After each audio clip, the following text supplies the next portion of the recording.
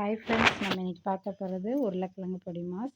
அதுக்கு ஒரு வடைச்சட்டி வச்சு அதில் எண்ணெய் ஊற்றி எண்ணெய் காயவும் கடுகு போட்டுக்கோங்க. கடுகு போட்டு வெங்காயம், பச்சை மிளகா, கருவேப்பிலை போட்டு நல்லா வதக்கி விட்டுக்கோங்க. நல்ல கலர் மாறணும்னு அவசியம் இல்லை, கண்ணாடி பதத்துக்கு கலர் மாறினா போதும்.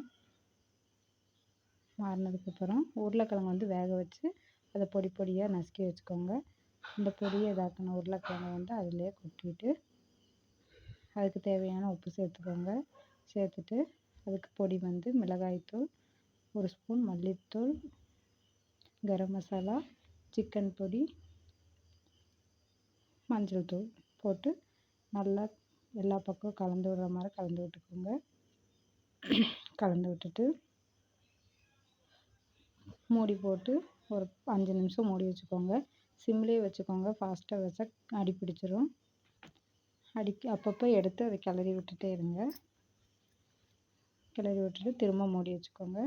மூடி வச்சுட்டு ஒரு 5 நிமிஷம் கழித்து திரும்ப எடுத்துட்டு மூடி திறந்து பாருங்கள். திறந்து பார்த்துட்டு கிளறி விட்டுட்டு